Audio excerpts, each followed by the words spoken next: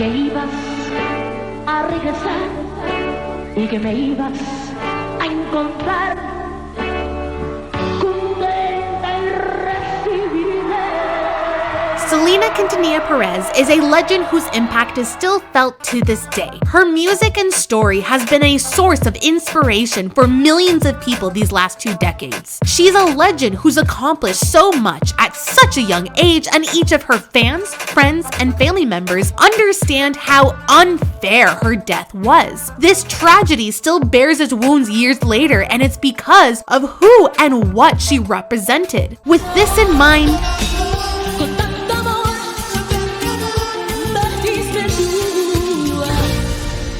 I hated Selena the series. Hello, I'm the Lazy Critic, and I need to warn everyone right out the gate that this is going to be more of a how dare they type of rant rather than a review essay type video. I really do try to keep my videos as positive as possible, but this show really made my mind go into dark places. I got a lot of emotions I'm trying to process right now because of this series. I mean, this video literally took me a month to make. Hopefully my next video will be much lighter than this. That being said, how dare they? How dare they think this is what Selena fans wanted? How dare they think this is a good way to honor a legend? How dare they think we weren't gonna notice the many flaws sprinkled all throughout part 1 and 2? I do believe Selena was very close with her family, and if it were approached in a different way, I would have really liked to have known more about them.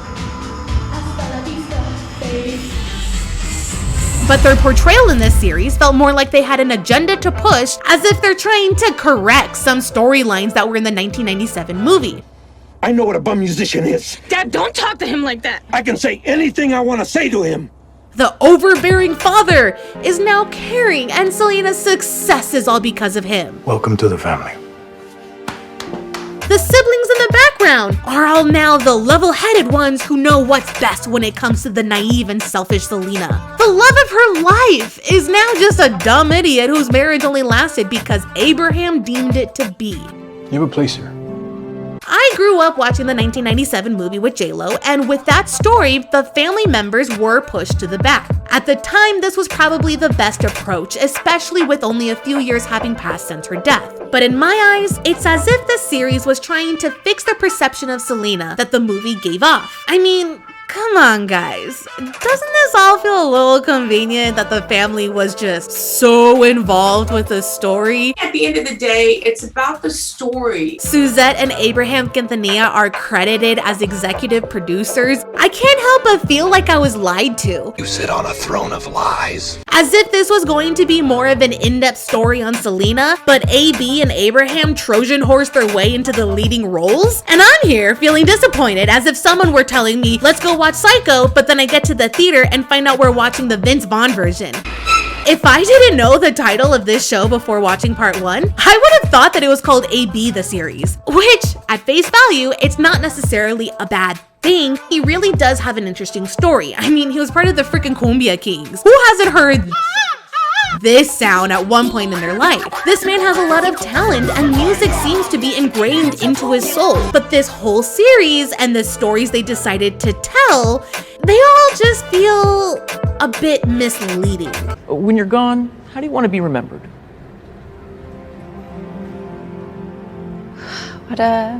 Netflix focused their whole marketing campaign around Selena, como la flor, the Astrodome, her lipstick. Like, everything was pointed to Selena being the main character of the series. Yet, watching it, it's as if she took a back seat in her own story. As an outsider looking in, I do believe her family was a big part of Selena.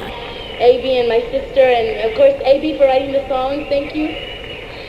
And I'm glad that the series took the time to shine light on the different family members, because a really good way to honor an icon is to show how they interacted with the people around them. These movies are good because of how they interact with the other characters in the story. So getting a chance to see Selena have more personable connections on screen with her siblings was something that I was looking forward to. Okay, well, the style doesn't help you. The bell bottoms make you look shorter and thicker. AB. The extra insight on the people around Selena further develops this idea that I have about her in my head. A big part of who I am comes from the people who I have near me, and I feel like the same can be said about Selena.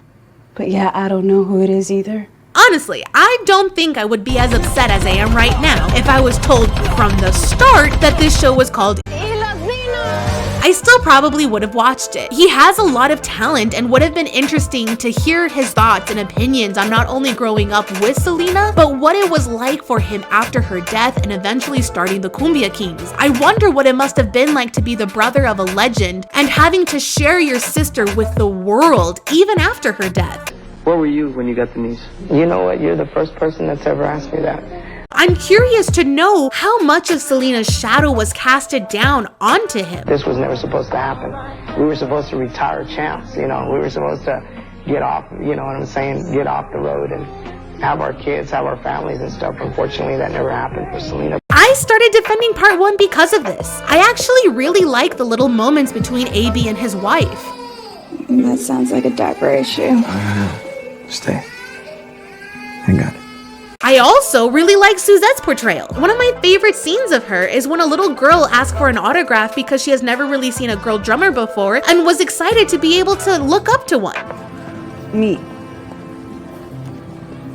I want to be a drummer like you.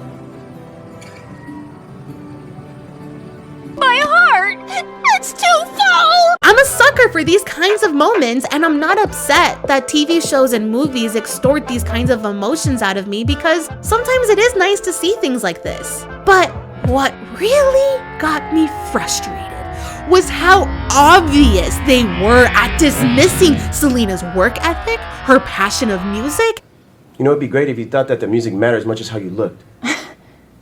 It's for the album. And showing her as if she was someone who was weak and selfish, nothing more than a Hispanic Barbie doll, rather than the role model she was. La música tejana fue un poquito difícil para nosotros porque naturalmente soy mujer.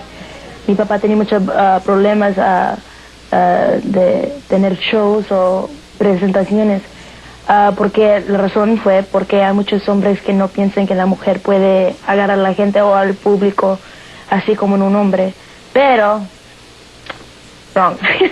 This is the Selena that I know. Someone who lights up the screen no matter who's interviewing her. 14. Así se habla. Ese es Tex-Mex. Tex-Mex, 14. Pero me entiendes, ¿verdad? Someone who makes jokes and is silly. Someone who loves her family and her husband even more. Hace como un mes que me casé y estoy enamorada de mi esposo. Es muy chulo. él era muy diferente conmigo. In my mind, I was thinking this was going to be a tribute to her life and the impact she made to those around her. Fans, friends, family members. I thought this series was going to show us more of this kind of Selena. But I am nervous tonight. See, I'm too honest. I'm too honest for my own good.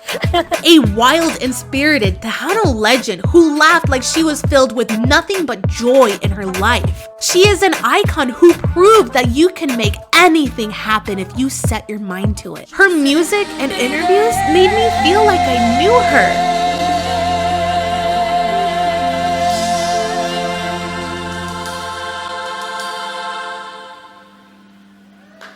I was not even a year old when she died, but I can't be the only one who felt drawn to her, which is why I felt so violated after completing this series because the stories they were telling felt more like they were trying to knock Selena down a peg rather than lifting her up. I wasn't there, so I really don't know what's true and what's not true, but you know what? Selena's not here to defend herself, and I don't think she would have appreciated how much screen time there was dedicated to Yolanda.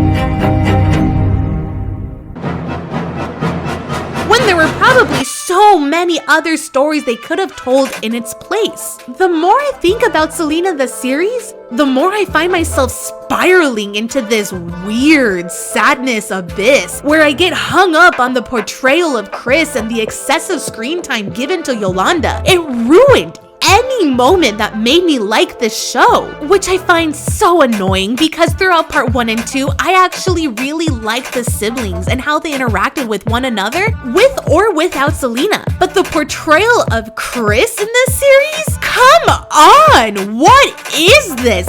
Abraham, you, sir, are showing your true colors right now. We all know how involved you were with this project, and Chris's portrayal proves how opposed you were to their marriage from the start. It looks like you have yet to let that anger go. The idea of lying to my dad, it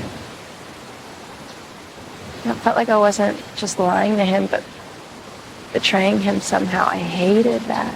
You sit on a throne of lies. Also, what's up with all this Yolanda crap?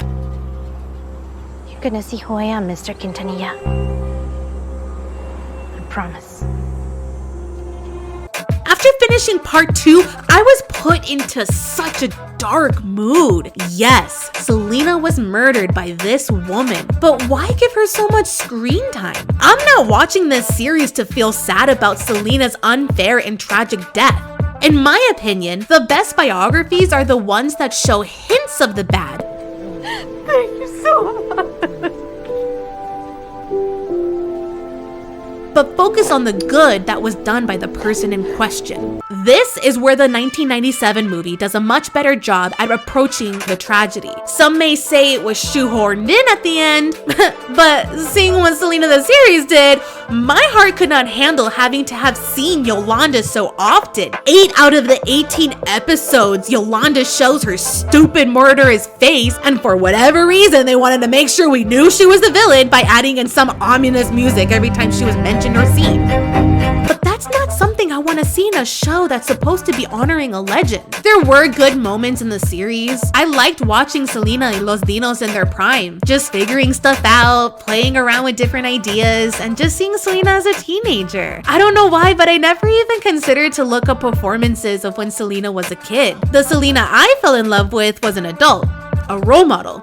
Parents encourage the children to use me as a role model, and I feel that that's an honor. I guess I just couldn't wrap my head over this idea that this Tejano legend was a teen at one point who changed up her hair all the time and really only knew Spanish phonetically. And some of the reenacting of shows they performed were really cool to watch. Selena has always had a style that was very unique to her, and I think this show really did try to show that side of her. But whatever they did, it wasn't enough! Just like the 1997 movie, a lot of the reenacting of Selena's story growing up, they took their time telling it. But then once it's time to see Chris's side of the story, it's rushed. Their love story is just pushed right along and brushed off the script as if he was nothing but dust on her shoulders. The scenes between the two of them looked as if they were just roommates, and he was the dumb one who did whatever she said, and if it wasn't for Abraham, their marriage would have fallen apart.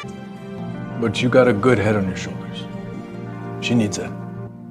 And I know that you're always going to be there for her. This whole scene just feels really convenient, where he is the hero, not someone who would ever silence the love of her life. But in reality, that is exactly what happened. It's hard taking the high road all the time, you know? It took Abraham 2 months to figure out that Selena's beloved husband Chris would be the one to inherit everything. So what does he do? He meets with a lawyer to create the estate properties agreement. Chris was barely functional, couldn't eat, sleep, and numbed himself with drugs and drinking after his wife's death. Abraham got him to make an agreement that would change his life forever at the lowest point in his life. 2 months after her death. 8 weeks is nothing when it comes to the grieving process, yet Abraham didn't want to miss out on an opportunity that would push him further into prosperity, even if it meant leaving behind his son-in-law. And he doesn't stop there. He helped produce the series, where he took all the creative license he wanted when recanting Selena's story, but when Chris wanted to have his own series based on the book he wrote, To Selena with Love, Abraham dusted off that old agreement from 25 years ago and buried Chris in a lawsuit. I would hate it if my family treated the love of my life this way after my death. The story of my life that my family would tell would look like a completely different story if my husband were the one to tell it. While my parents and brother may think they know who I am, the only person who truly knows who I am in this world is my husband. And I can't help but feel so much sympathy towards Chris. In the movie and in the show, it's like they were trying to paint him as just a decoration on Selena's arm, rather than the love of her life, her best friend. This show is not awful because of the bad wigs or because of Christian Sorrento's portrayal. It's because of Abraham's greed that plagues the series. Selena gave a voice to millions of people, and for me, I was so entranced by how she straddled two different cultures while always being unapologetically herself. As a fan of Selena, I know there will never be a movie nor TV show that offers a true portrayal of who she was because of the uniqueness she embodied. Would she be J-Lo or Madonna? Bigger? No, that's part of the sad thing about it is that it's not about a bigger or like J-Lo or like a Madonna. She would have been Selena, and that's something that we'll never know. Her being taken away from this world was a tragedy that rippled throughout the decades, and if I'm gonna watch something with her name in the title, I want her to be the main character and to be shown as the role model that she was to all the little kids who looked up to her. This series missed the mark, and it's bumming me out. Who knows? Maybe I'm just too sensitive and I'm taking all of this way too personally. Maybe I'm projecting my own grievances. Whatever the case may be, I like knowing that my opinions are now forever documented and the whole world, all 570 of you guys, hopefully understand why I am so against Selena the series and why I feel so betrayed. I really hope this video doesn't bum everyone out, but it does feel good to get all of that off my chest. I'm the Lazy Critic, and I thank you for letting me rant. Please like and subscribe for more content. I'm not consistent in posting, I'm sorry, but one day I will be, and I would appreciate it if you all would be there to see it. Wait